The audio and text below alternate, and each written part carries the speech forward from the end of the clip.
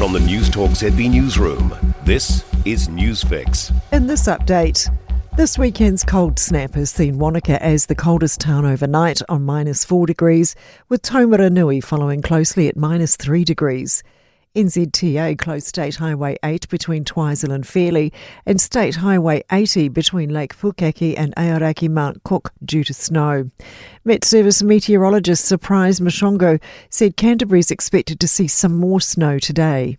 Places like Port Hills and the peninsula, we still have some snowfall in those places at about 300 to 400 metres. Thousands of school lunches are going uneaten every week in Northland.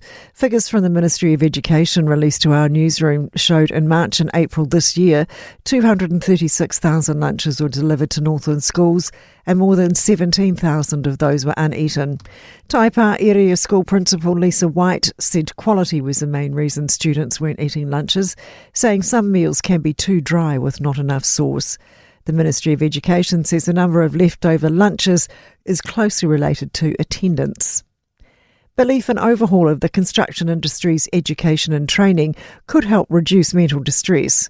Suicide rates are 25% higher than in other sectors, with Māori, Pacific and migrant workers among the highest risk. The professional builders Marty Amos says recent low levels of sector growth could exacerbate mental distress. He says tradespeople are trained well for site, but tend to be underprepared for the stressful business side of the job. Because you're dealing with big numbers, like typically this is the biggest investment of anyone's life, there's massive consequences if it goes wrong. The government's making a pitch for offshore investment in our oil and gas sector. Resources Minister Shane Jones is heading to Singapore today, where he'll speak to more than 400 executives at this week's Asia Pacific Energy Capital Assembly. He says Budget 2025's $200 million contingency for co-investment in new gas fields sends a clear message New Zealand is serious about exploration. That's news.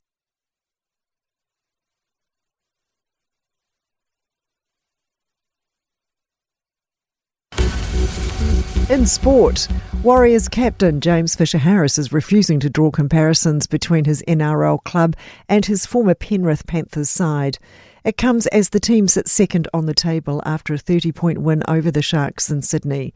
Fisher-Harris, who won 4 premierships with the Panthers, says the Warriors are carving their own path. Yeah, it's hard to say, I'm not comparing or anything like that. We're just building our own thing, week to week. What's done is done, and just focus on this group and how we're going about this year. Hurricanes coach Clark Laidlaw is taking an optimistic turn to the future after his Super Rugby side missed out on the semi-finals.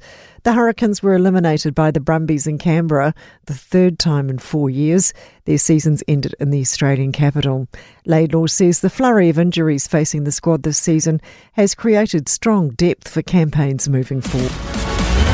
For more news, listen to Newstalk ZB live on iHeartRadio.